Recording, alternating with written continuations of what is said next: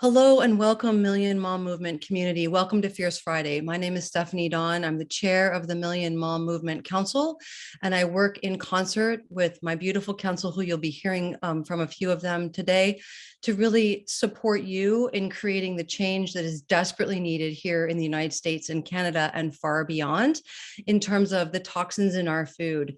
It's an absolute outrage to me that we even have to be mitigating poison in our daily bread, but that is indeed what we are doing every single day as mothers, as parents, as concerned caregivers here in the United States and far beyond.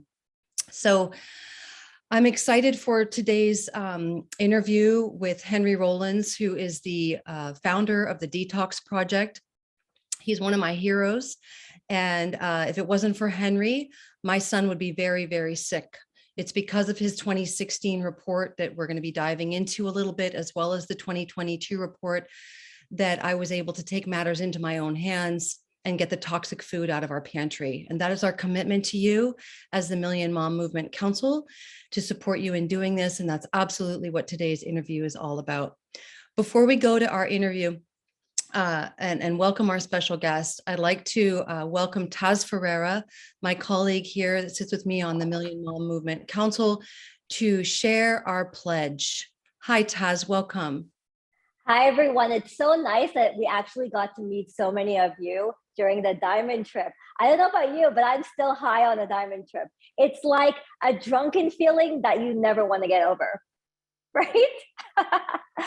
Okay, so I just wanted to bring up, how many of you have noticed at Costco how many organic foods are showing up? Drop me a 1 in the comments if you notice that.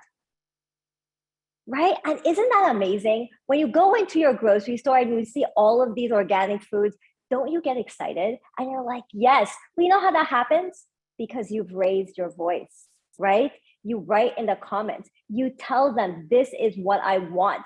We are the consumers and we have the purchasing power. And to that, we have a pledge. We need to be sharing this movement forward. We need to be talking with it to every single person we meet.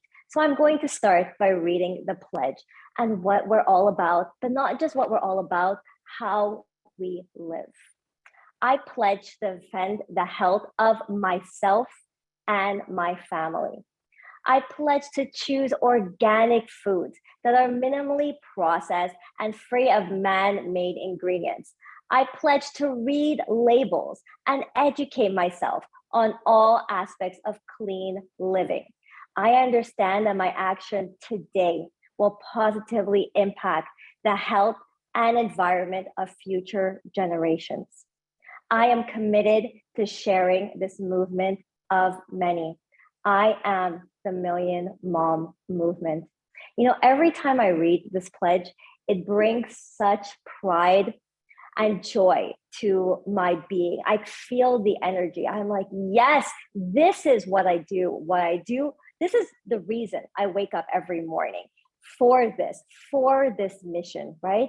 And you know what? We have this mission at the tip of our fingers. If you go into the Purium app and there's a Million Mom Movement tab, you can just copy and share this pledge. Share it to every single person you meet. Ask them, does this resonate with you? Does this mission resonate with you? And if it does, you know what? Invite them to our call. Invite them to our call, and this is how we make a change. The same way we make a change at Costco's in our grocery store, this is a different level of impact that we can do each and every day. Back to you, Steph. Right on, Taz. Thank you so much. Well, we know that our government here in the United States is in bed with Big Ag, we call it, right? And so to that end, I want to invite Naiva Flory, who also sits with me on the council, to implore you all to take action and send a message to our Congress. Naiva, will you share what you alerted us to yesterday? Sure. Can you see this on your screen? Yeah, thank you. Awesome. So this was sent to me by a colleague yesterday, and it's a very alarming because how many of you actually believe that the FDA is in for our best interest? right? Drop me a 1 if you do think they're in for our best interest. I don't think I'll see too many ones in the comments. So they want to put additional regulations on our supplements. They're already regulating everything that we put in the grocery stores, which we know so many of those foods have toxic chemicals in them, as we're going to learn more about today. And so I want to encourage you, and council, I did drop the link to this little square in the corner in our council thread. If you'll drop it in the comments for everyone else to have access to it, there is a petition. There's something that you can do here to help take action now to just stand up, share your voice, let them know that we do not need the regulations, that we know that Dave and Amy have our best interests at heart, and that our products are beyond organic, they're incredible, they work, and we don't need FDA to approve anything that we're putting out. So this is just an additional regulation the FDA is putting out on manufacturers of supplements to increase their bottom line, to increase their control over what we have access to. And this is really scary because I personally don't trust them to have my best interest at hand. And so if somebody will please drop that in the comments, the little square here in the corner, you can, if you have another device, you can go ahead and scan it, take action now, go ahead and sign their petition, make your voice be heard. And please, if you want to, take a screenshot of this. I can also share it into our council group on Facebook, if you're, or not, excuse me, our Million Mom Movement official group on Facebook, so that you can all have access to this article, as well as being able to participate in sharing your voice and sharing this with others. Back to you, Stephanie. Beautiful. Thank you, Naiva. So we are the activist and the educational arm for Purium Health Products. That's what we do. And my activism predated my aligning with this company for about 30 years now. And so there's an old saying as an activist, don't get angry, get organized. Okay. So some of what we're learning here in regards to glyphosate, sometimes honestly, it makes me want to curl up in a ball, because it's so disturbing. And I'm so excited to welcome you, Henry, to here. You're here. Thank God you made it onto the Zoom. Hallelujah. I'm so glad you're here. If it wasn't for you, Henry, I would never have known to take the Cheerios out of my son's diet with this report. Okay. This is the first report. Million Mom Movement community, you've seen me share this for years now. Glyphosate unsafe on any plate. Came out in 2016, was an incendiary report for Big Ag. And we're going to get into what happened right after that was shared. And then the more recent one of 2022 came out in February of this year. And I've been, talking with Henry for a long time to bring him here. And I'm really excited, so excited for you all to meet him. I'm going to give you a little bit of background of who he is, okay? Henry was brought up on a family-run sheep farm in Pembrokeshire, I don't know if I'm pronouncing that correctly, National Park in Wales. His connection to both farming and the protection of the Welsh countryside led to a deep interest in issues related to sustainable agriculture from a young age. Following work as a news agency journalist, Henry moved on to set up Sustainable Pulse, which focuses on sustainable agriculture and sustainable food. Sustainable Pulse now has a regular readership of over 1 million people per month from over 125 countries. In 2015, Henry set up the Detox Project to try and solve some of the issues he was made aware of during his work as a journalist. Henry has also been an advisor on sustainable agriculture to a number of governments in the European Union, which is where he lives. He's zooming in from Bulgaria. Henry Rowlands, welcome to Fierce Friday. Can we unmute him? Corporate, if we could unmute. Does it work now? Yes, there he is. Yes. Can you hear me?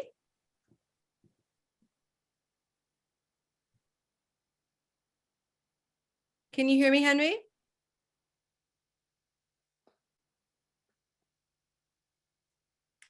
You guys can hear me, but I'm not sure that you can hear me, Henry. Yeah, I can hear you now. Oh, beautiful. Yay. We are online, everybody. Hallelujah. It's a pleasure to be here. Thanks for the intro as well. Oh, I'm so glad you're here. You're my hero. My boy was very sick for 7 years, and I didn't know that the Cheerios I was feeding him every single day was causing severe gut dysbiosis. And so if it wasn't for your report in 2016, who knows where we'd be today. So I was actually just feeling into that this morning. I was getting really emotional. So my utmost gratitude to you. And I know several on the council as well. And I'm sure many in the field feel a lot of gratitude for you as well for what you did back in 2016. So I'd like to, I want to get to that report. But if we could just go back in time a little bit to your work that led up to the formulation of the Detox Project. Will you share a little bit about what I spoke to in your bio? Sure, and I'll go back even further, but not for too long. Basically, my family's been involved with trying to get rid of toxic chemicals for 4 generations now. So it all started with my great-grandfather. He was a chemist. He discovered the Nobel gases and the neon light. And after his work, after he finished being a professor at Cambridge, he retired and saw that chemistry was being used in the wrong direction. So in 1955, he started what was the first campaign against toxic chemicals in Europe, which was actually concentrating on the overuse of fluoride in drinking water. And so ever since that time, my family's been basically obsessed with trying to get rid of toxic chemicals from our life. It led up to my parents, who started one of the biggest anti-GMO campaigns in Britain. And so when I left home, I became a news agency journalist concentrating on agricultural issues surrounding pesticides, but also a range of other things. But I was a bit despondent that my stories would not get published by my editors, specifically on the subject of toxic chemicals. So pretty much everything else got covered. So what I did was set up Sustainable Pulse in 2012. And it was just journalistic work. So we would publish stories from all over the world about GMOs, about pesticides, and the dangers of industrial agriculture as a whole. And the following got greater, but people wanted to know what they could do and what they could find out about their own lives and how to avoid toxic chemicals. And so I and a small group of experts got together to form the Detox Project in 2015, basically with the idea of enabling the general public to test themselves and their own bodies to find out what levels of glyphosate and other pesticides they had. First using urine testing with UCSF in San Francisco, but then moving on to testing food products and other routes of exposure, because we identified that 93% of the population in the US had glyphosate in their bodies, which was actually the first US-wide testing of general population. And so it was such a high number. I mean, there are obviously thousands of toxic chemicals that we're all exposed to, but most times when you test the general population, you don't find such a high percentage. So with glyphosate being at 93%, we thought we have to do something about that, and we have to make it personal to the general public. So we started enabling them to test themselves through a number of different laboratories. And we also started testing foods from all over the world to find out what the route of exposure was. It was fascinating, right? We found out a huge amount of information about different supply chains and what they meant for our own exposure to glyphosate. Things like pea protein, wheat, oats, all of these things that you would imagine as healthy, staple diet type of products had the highest levels of glyphosate in them.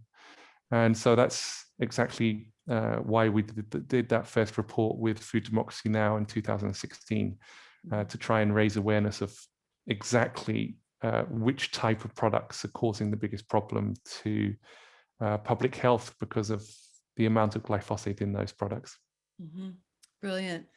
Yeah, I've been using this report as a teaching tool locally and online for as many years as it's been in my hot little hands. So will you take us through what happened after this report was launched in 2016 in terms of the response that you got from Big Ag and or the government? We immediately got criticized by the normal suspects, Genetic Literacy Project, all of the unofficial spokespeople of Big Ag, right? Because they never like to come out themselves unless they feel necessary. So they send out all of their little trolls. And some of them started actually criticizing the testing method, which we found quite entertaining because the testing method and the lab that we used was actually an FDA registered laboratory. And so we put the laboratory in touch with these groups that were criticizing, and basically the criticism started to stop because they were shooting themselves in the foot by criticizing a lab that they've been using for years. So it was an interesting process. Not just the trolls who were causing problems from a point of view of getting the message out to as wide an audience as possible. But it did get some media attention, and I think that was the most important thing, because not just public interest, which grew after 2015-16, and it's been growing ever since, to tell you the truth, which has been great, but also because a few months after that report, we started getting approached by a lot of brands from not just from North America, but from elsewhere, saying, look, we're doing the right thing. We're testing our products. And we know that we're one of the few that are testing our products for glyphosate and other pesticides. And so the intense interest from the brands made us think about how we could help those brands that are doing a good job to take the message out themselves to the public. And so we started looking at ways of doing that, which led to glyphosate residue-free certification, which I know Purium has as well. And we've been, it was a slow start because no one knew about glyphosate, or very few people knew about glyphosate back then. But it's probably 2017, beginning of 2018, we had about 4 brands in total certified. But since then, it's just gone mad. We now have over 100 brands, I think over 5,000 products certified. And it's basically not just on the basis of our work, but all of the activists, all of the people who talk about the subject, but also because of the lawsuits, which massively increased public attention on the dangers of glyphosate-based herbicides, such as Roundup. And it's been really useful, to tell you the truth. All of the attention that the lawsuits continue to throw out, not just again in California where they started, but now across the United States, across Canada. And we now have interest from recording paused here. So, there we go. So let's talk about the intersection of the Detox Project and Purium Health Products and Dave Sandoval. Will you talk a little bit about that? Sure, absolutely. So we certified Purium, Purium's Biomedic. I think it was 3 years ago, maybe 3 to 4 years ago, and at the same time, it was actually the only product, and still, by the way, the only product that has gone through our gold standard detox certification process to show that it actually removes glyphosate from the body. We set a very, very high bar on that certification to see who could pass it. No one has except Purium's Biomedic. So there are some companies that have ongoing studies to try and pass certification bar standard. But we were very impressed and always have been by what Purium's been trying to do, and the products that they have, and the network that they're growing. I think we've been working in this space for a long time, and we've realized that general talking about health on social media, etc., has actually started to put people off a little bit, when it's just, a health scare after health scare after health scare. But when there's actual evidence of things, and also when you have networks of people who care, they grow very fast and exponentially. And I think Purium and other brands need to lead that, because they're the ones who are doing good work out in the space of attracting people to products that do good. I haven't seen many of them out there, so it's a role that I think they need to take on even more, to tell you the truth. Something to boost awareness. They have a good platform, and they need to use it as much as possible. Mm-hmm. That's why we're here. Yeah, absolutely. So every Friday, that's our work here, to really elevate this conversation. And let's move now to Henry, to this report, which is the current 2022 report that came out in February. The poison in our daily bread. Pre-harvest spraying of Monsanto Bayer's Roundup is leading to contamination of essential healthy foods. I'd love to hear, in your words, it's been what, 6 years since the first one came out. Tell me what happened in those 6 years for you leading up to this 2022 report, and why you felt the need to create another report. The first report was meant to identify the problem in the first place. It was meant to try and test the products that we guessed at the time, because we hadn't done enough testing. So we basically guessed about what could be the problem and identified some of those sources.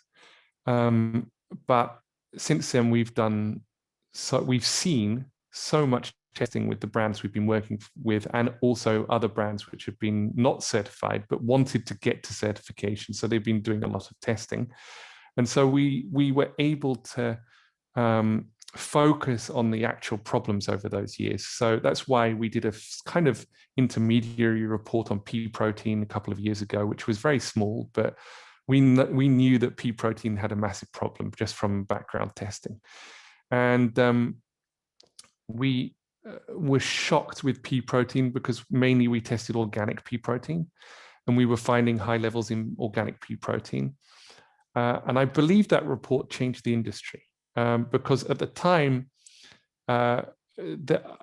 the only logical explanation for pea protein being a problem was that organic, it wasn't coming off the organic farms, because they were sticking to the regulations in America.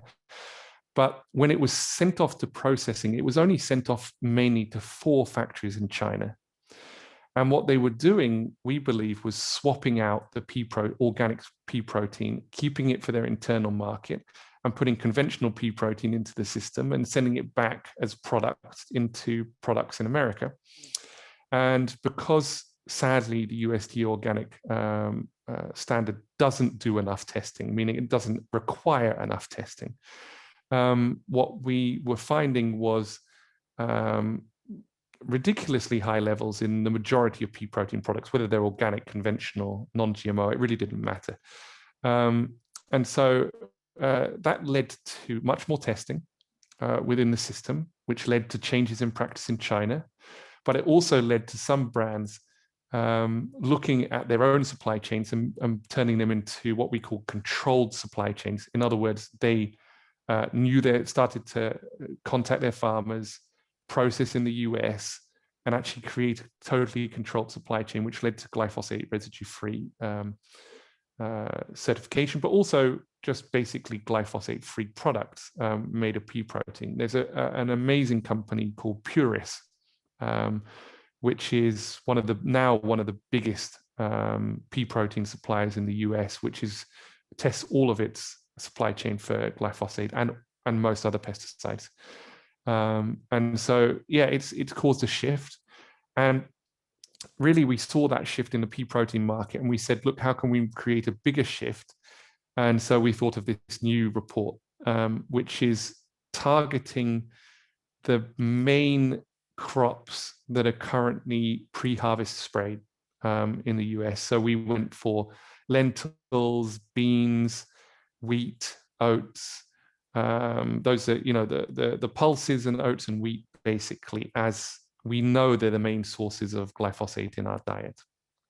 And being that it's obviously the main, most used weed killer in the world, we imagined to begin with naively that it was just being sprayed as a weed killer, and that's it, right? To kill weeds early on in the crop cycle.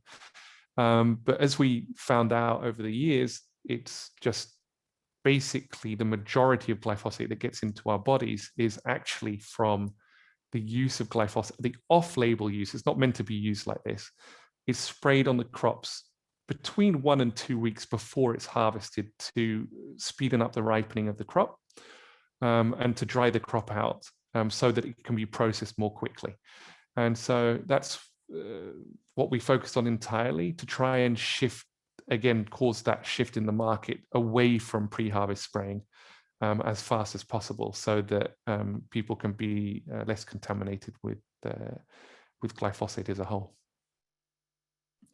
And so in terms of the, what the report is sharing, which is pretty alarming, I was actually hoping that maybe we'd make some strides in terms of how much glyphosate is being sprayed. It's almost like they went back to business as usual after the 2016, report came out. What you found here in this report is incredibly alarming to me, and should be to all Americans, and I'm sure Canadians, all of North Americans. How did it feel for you to see what you learned with this 2022 report, compared with the 2016 report, Henry? Sure. I mean, the disappointing thing, I must admit, is that most brands now know about the problem, right?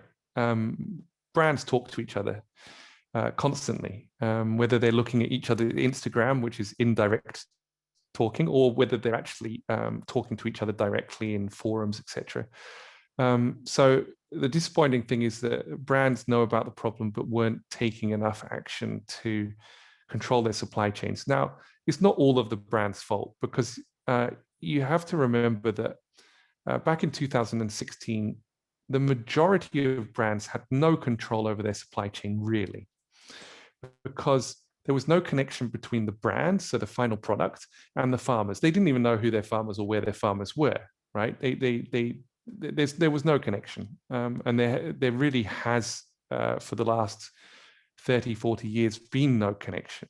So there's middlemen, processors, and they produce the final product, meaning the final ingredient or ingredients that go into the product. So it takes time. It takes time for that to change, because that's the big change.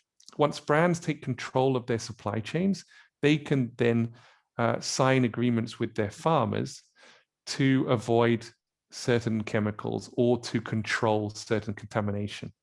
And so we knew it was going to take time, but we were disappointed to find out that lots of these brands have not taken pre-harvest spraying seriously, despite claims that they were. So we looked at a range of different certifications within Whole Foods, natural grocers, Target, Walmart, and we basically found that all of them, except natural grocers, had major issues with the brands that they have in those categories, in the oats, wheat, and pulses categories. And so that was disappointing. We knew about it before we did the testing, meaning that we know, because of the background testing that we do for certification, what the main problems were. But the wide extent of contamination was even shocking to me, to tell you the truth. It needs much more awareness from the grocery stores right down the whole supply chain to change.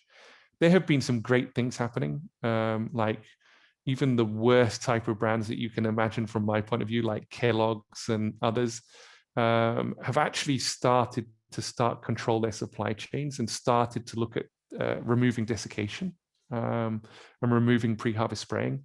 And once the big guys do it, everyone seems to follow quite quickly. So there are some good signs as well, but it was disappointing, I must admit. Yes, very disappointing. We started a letter writing campaign, which switched to a petition many years ago when we first started Fierce Friday 2 years ago. And the standard, stock letter that I got back, that many of us got back, they just, they made it seem like they were doing good things, but we know that we know better that they weren't. They certainly weren't coming out like Kellogg's was, because I was aware of Kellogg's making strides. So I don't want to commandeer your time here. I want to open it up as well to my council and to the field here. We have 192 people here in this Zoom, and I'm sure that there's some comments and questions in the chat that I haven't been monitoring, councils. So I want to open it up to the council first. Any questions or comments, anything that you'd like to ask of Henry? And then we'll open it up to the field.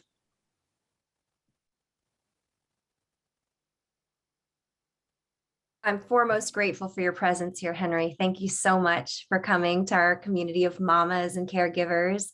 I don't have a question, but I want to open it up to the field to put their questions into the chat or raise their hands, please. So you can click on the participants section there and raise your hand.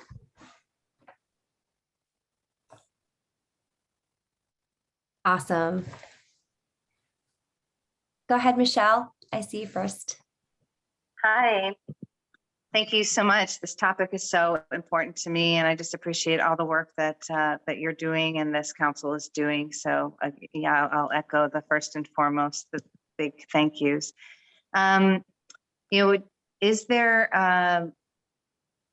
I know you guys have looked at Cheerios and things like this. What about formula and baby first foods? Is there somewhere, I'm dealing with a lot of moms right now who are, first of all, dealing with a formula shortage, which I don't necessarily think is a bad thing.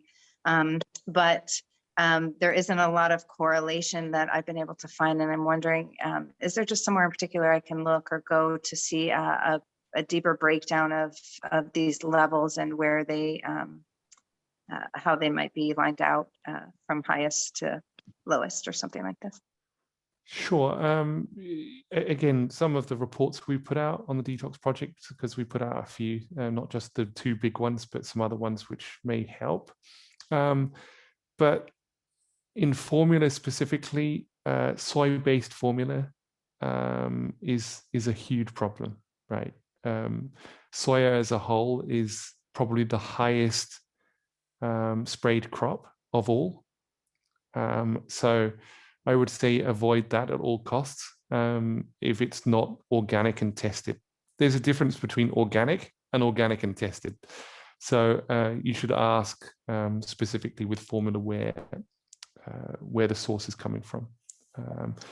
But yeah, we've done some formula testing, but it's difficult to identify good formulas at the moment because of the supply chain issues that they're having. So it's a good idea to also try and test yourself. There are strip tests available for testing formula. Okay, and then that leads me to, I guess, a second question. I'll pass it off. There's non-GMO, there's organic, and is it important to make sure we see both labels as a consumer? How can we be sure one doesn't replace the other? So are both necessary? Sure, it's a huge question, Michelle. Huge question, because non-GMO was and is a fantastic certification, so I don't want to criticize it because it raised the awareness about GMO crops more than anything else has done, right?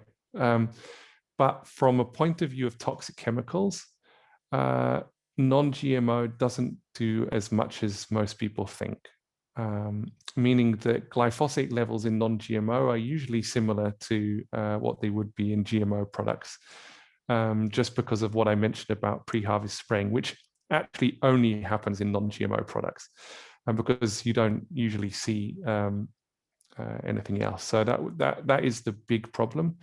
Or basically, organic does a huge lot more for protection of public health than non-GMO does.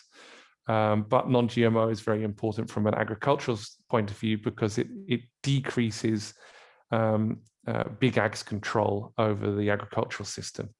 So they're both wonderful, but when you're specifically focusing on glyphosate, organic's much more important. Great, But thank you for clarifying and distilling that. Even on top of that, organic is not perfect in itself. Organic in the European Union is much better than it is in America, purely because they require more testing.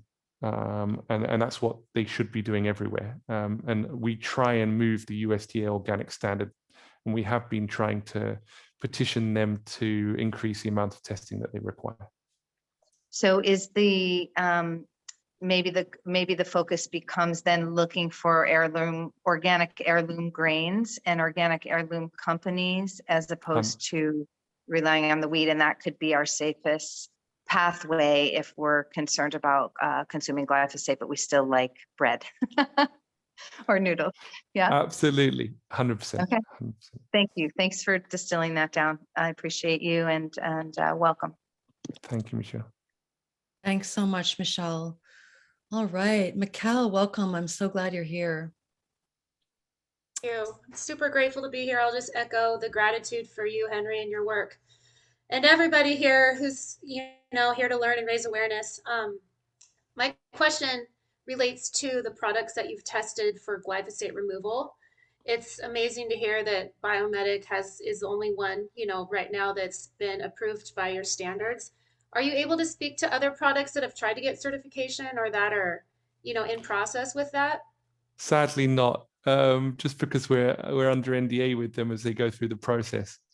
But just to say, there are only a handful. And they're from all over the world, most of them from outside the US.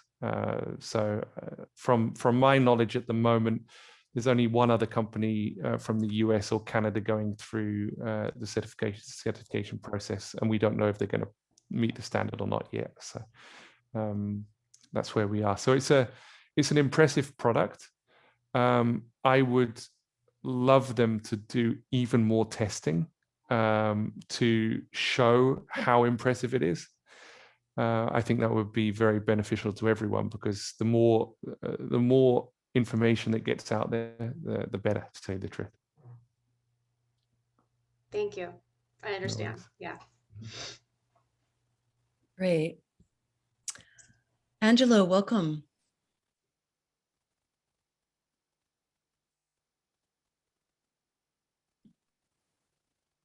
Are you unmuted there, Angela? Oh, there we go. Thank you. Thank you, Henry. I appreciate your information.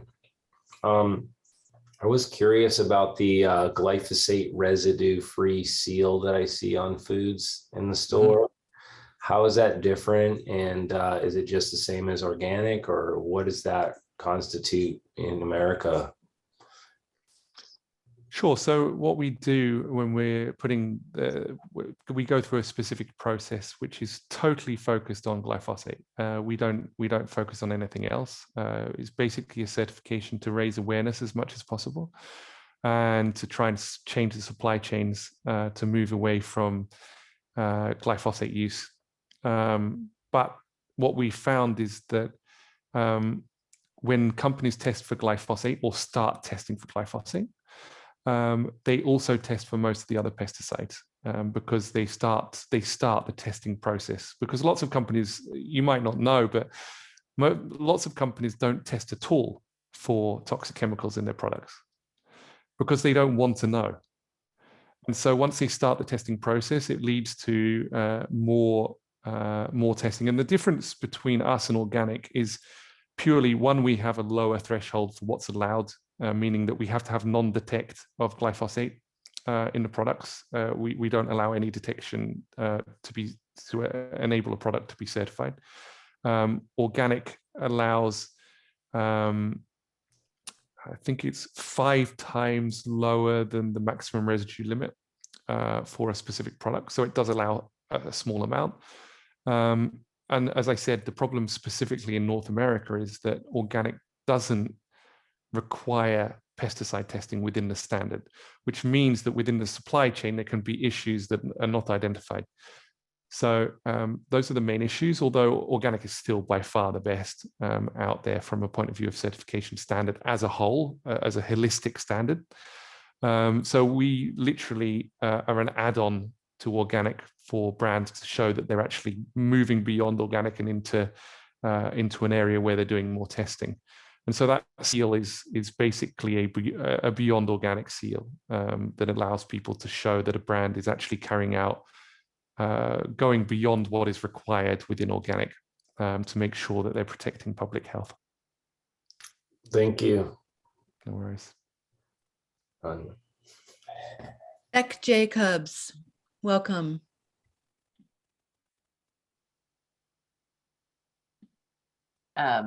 Thank you. Angelo just beat me to it. I was wondering the same thing because I have stumbled upon that certification and I don't really know, the rhyme or reason for it. I know it's not readily available with products at my store that I shop at. But I was just wondering, what is the motivation, like a company that has a non-GMO organic product, what would push them over the edge to get that glyphosate-free certification from you? And is it pricey? Because some of my local farmers are telling me that, oh, yeah, we have organic practices, but we're not certified organic because it's just too expensive. And that makes me mad when I hear that. But I don't know enough about that process to know if they're really telling the truth or what. So my question to you is, what's that next step for a company and how can we push them into doing that so that as consumers, we see more of that? So the basic idea for the certification in the first place was to make sure that it's affordable to brands, because I've been involved with non-GMO and organic for many years, and I've seen that one of the problems is exactly that, price, right? So we're by far the most affordable certification on the market from a point of view of the pesticides related, health related certifications. It costs $1,499. We could have said $1,500, but we just said $1,499 a year for certification for a brand. And so basically, the idea that the brands have when they certify, by the way, all of the brands are listed on our website, and all of the products that are certified under a certified products tab. And the idea of all of them is that they feel that consumers want an extra standard on top of non-GMO and GMO. People have started to realize the problems surrounding non-GMO, and with organic, they've started to realize that people aren't testing as much. So there's a movement in the market towards something extra. This may seem weird, but I'm not a fan of certification. I think certifications, there are too many out there on the market. So our certification is purely an awareness tool to make sure that the organic standard moves in the right direction. If organic moves in the right direction, we won't be needed anymore, and we're very aware of that. But we don't know when that will happen, right? So we're trying to make sure that we move, because organic's actually moved in the wrong direction than the right direction. And so we're trying to make sure that it shifts back in to protecting public health as much as possible. Partly because many organic companies have become huge, right? So, and that's where we're analyzing now. the best way of moving brands is to comment on Instagram pages and ask, because I never knew this because I'm not a social media expert, but I've been told by all of the brands that basically they concentrate all of their marketing now on Instagram, sometimes TikTok into that area, but the ability to move brands is actually very, very easy. I've worked with many of them, and it's so easy because they know if 3 or 4 people ask on their pages under their products whether they're testing for example, for glyphosate or for other pesticides, it means that probably a few thousand people are interested, and that's for the smaller and medium-sized brands, that means a lot. So they shift their certification strategy, they shift their supply chain strategy based on feedback that they receive on social media.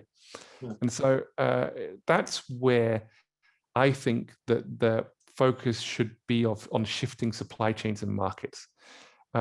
If we have a big enough group of people who are interested in the subject and know what to do and know where to focus their energy, there would be a massive shift in market share for the good guys versus the bad guys, as I like to section them up. It's not quite as simple. There's kind of a gray area in between, but yeah, that would be the reason behind the certification, and I think how we can grow awareness in a much easier way than most people think. Hey, I'm on it. Thanks, Beck. Thank you. Juniper Rose, welcome. Awesome, thank you.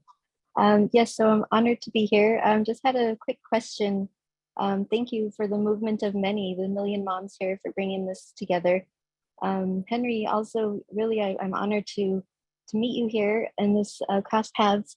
So I was recently doing some shopping for some flex foods, as we call them here, and came across a store and a label that I saw. It has the glyphosate residue free label. And then I found out here through some of my research and other peers saying, well, this is actually a brand that you want to stay away from. And so my heart is like torn. I'm like, well, wait, I thought I was buying something really good. So my question is really around the labeling. Does a company such as Oatly, who has like added oils in their product and added things, where does that label come in? Is it after all of the products are added to the final thing that goes on the shelf? Or is it something that comes in, that only the oats were looked into? So I guess if that could help. It's a wonderful question. And it hasn't got an easy answer, but I'll try and summarize it. We test final products. So we don't test supply chains. We test what's actually in the final product. Now, there are products out there which we certify, which have not got perfect ingredients, right? There are products out there which haven't got what they need to. However, on the toxic chemical line, they are usually testing across the board. So a company like Oatly, which you mentioned, we certify as glyphosate residue free. How I think that changes things is because once you start certification for toxic chemicals, the awareness of the people who are buying that product goes up as to what the issues are surrounding ingredients. And the company shifts their ingredients to be more healthy over time, right? Because they get feedback from their customers. So it's almost like a starting point to move companies in the right direction. And that's what we're trying to do as a project. Lots and lots of companies don't pass their certification. So they say, I really want it, but they can't pass it because they haven't got control over the supply chain, or they have glyphosate in their products and they just can't get rid of it because, they would spend too much and then the final product would become too expensive, for example. But we see them putting effort into testing, and that slowly shifts them in the right direction. We've had some brands taking 4 years to get certification. So that shows you how difficult it is to actually reach a step in the supply chain. So it's all a movement in the right direction. It doesn't happen overnight.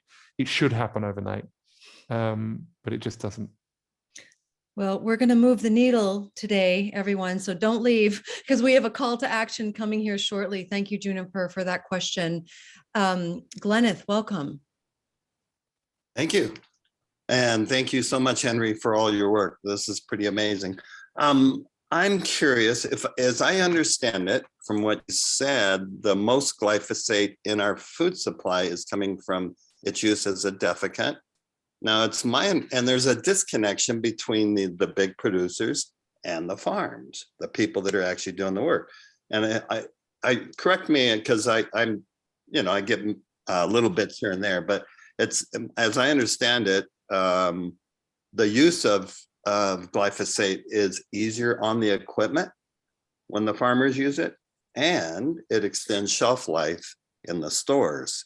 So how do we get to these root, contributors? Sure. So glyphosate is just like any other pesticide that is sprayed on a crop, right? They use it in a sprayer on the crop, and they put it into the sprayer, and it's sprayed in much the same way as whatever other liquid product that you would be spraying. Why they find it easier to use in the case of earlier on in the crop is because it's a wide spectrum herbicide, meaning that it actually gets rid of weeds, for example, in the GMO crop, which you just spray it over the whole thing, and it's easy to use. With non-GMO cropping, you don't spray glyphosate on non-GMO crops. What you do until use it as a desiccant, you would spray before you seed. So before you put the seeds in the ground, you would spray to get rid of all of the weeds. And then during the crop, you wouldn't spray it at all, because you'd kill the crop if it's non-GMO, right? So you'd kill whatever you're spraying. And so what happens is, when you get towards desiccation and desiccation time for pre-harvest spraying, you spray it over the crop, not to increase shelf life. It doesn't increase shelf life. What it does is it dries out the crop faster. This is only a recent thing, right? Before 2003, no one used glyphosate as a desiccant. What you did is you take the crop off, so the oats or the wheat, and you take them off the farm and you put them in drying bins, and you put a very high heat on, and you dry the crop, and then you send it off to the processors. It's exactly the same thing. And all of the drying bins are still in work. They just have less work now because people are using desiccation. But it's neither. There's very little money saving from using it as a desiccant. The reason it's used is because the process is sped up, right? So from farm to table. It's not the farmers who necessarily want to use it. It's the brand, or not actually even the brand. It's the processors who want to use it. So that's the speed of work is sped up. But the brands actually who put pressure on their supply chain find it very easy to change back to how it was before. It's not a big move, for a Kellogg's or a Richardson International, which is the biggest agribusiness in Canada, to say we don't want to use desiccation anymore, which is what they've done. It moves everyone back to a supply chain as it was, which really isn't a huge effect, but it protects public health. So that's kind of, I hope that answers the question correctly. Yeah, great, thanks. All right. Thank you so much, Henry. This has been so valuable. You're getting so much love in the chat. Oh my gosh. We have a whole bunch of people here on the Zoom today, and many, many more are going to be watching the replay. So, when we spoke several weeks back, Henry, we were talking about what we can do, right? Because we're ready to take action every single day here with the Million Mom Movement. So you mentioned Instagram. So will you please share what we can do? I mean, obviously, I want you all to be printing out this report and reading, educating yourself and using it as a teaching tool in your own community.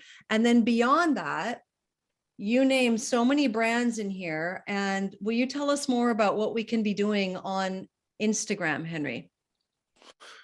I think Instagram is, I really dislike social media, so this is really difficult for me to say.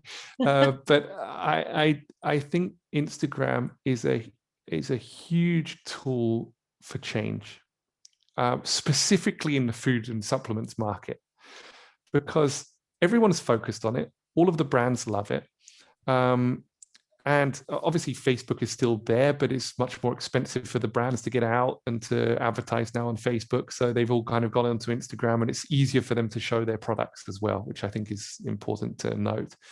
So I really think that if enough people comment on the brands that are uncertified or are not testing their products, they would shift quite quickly to doing the right thing. Probably not the huge ones, right? Although it's really useful to also target the huge ones, the huge brands. Most of the medium-sized and smaller brands are able to change quicker. So comments from parents, and I myself am a daddy, so I know it's important to comment from the point of view of parents, because that's what the brands love, right? They actually want to understand why people are commenting, not just that they're saying, oh, you know, we want this. And I think from a point of view of protecting children's health, that whole aspect, to be able to comment on Instagram posts of products and to do that in a concerted, regular fashion, will change the food and supplement industry extremely quickly. And no one does it. And I've looked at it for years, and I'm thinking, like, all of these huge NGOs out there who have their, you know, their specific projects, and they do these specific projects and try and get as much awareness as possible. And it's such a simple thing to do. And if it was a concerted effort, it would shift things. It really would. I'm absolutely certain.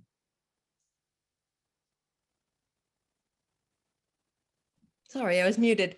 I believe you, and I'm with you, and so is the whole council. And basically, Million Mom Movement community, we've just been given our marching orders by Henry Rowlands. So we know what we need to do. We need to be on Instagram. We need to be going to these brands' pages, profiles, and commenting and asking questions and getting in there.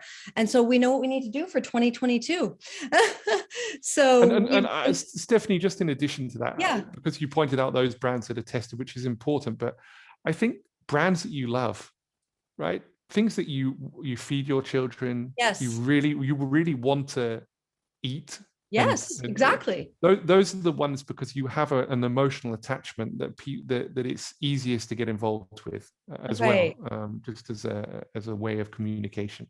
Well, I love that you mentioned that, because, you know, bringing love to this experience of activism versus canceling them for, you know, like, that's not who we are. We want to have that back and forth dialogue. We want our desires and our opinions to be respected. And so, and we can have those dialogues on Instagram, unless the trolls get in there and take us down, which they've done in the past. So, but I'm not, you know, I'm not going to be, I'm not going to be stopped. Instagram is not such a great troll place, so there aren't as many of them. So it's a good place to avoid the trolls for now. We won't be deterred, will we, Million Mom Movement? So that is the Million Mom Movement approach, Henry. We are always coming with love and education. And so we want to encourage the entire field to ask questions. So Henry, it was asked in the chat, what would be an ideal question to ask these brands? Yeah, I think because they always rely on their certifications. So you ask a question, they send all their certifications, say, oh, we're certified, you know, whatever. And there are lots of them out there. So that they think ends the conversation. But the next question is, and probably actually the first question is, do you test your products for glyphosate and other pesticides? and then they'll say yes or no. And the next question is, do you do that regularly? And can you show us that you do it? And that's it. Mhm. Because that's what they should be doing, right? Those Yep. are the processes of how to get them to do what you want them to do. Really simple. Do you test for glyphosate? Yeah. So we're going to put the pressure on. That's our commitment to you, Henry, and to our children and our children's children, 7 generations. Thank you so much for your time. We are at the top of the hour. I do hope that you will come back and join us. It's been an absolute pleasure being here with you today, and God bless you for your work. Thank you to all of you. It's been such a pleasure, and I'd love to come back. I love talking about this subject. I'm a slight glyphosate geek, so I can talk about it whenever I like. We love your glyphosate geekiness. Thank you so much, Henry. Join Thank us you. next week for Michelle Bearsma is going to be joining us. Purium Crown, amazing woman. You do not want to miss her. I got to meet her and hug her in LA last week. And, next week we're business forward. So thank you so much, everyone. Go ahead, make reels, get on Instagram, take action. That's what we do here. We elevate our voices and we educate and we get into action. So many blessings to you all. Thank you so much. Have a great weekend.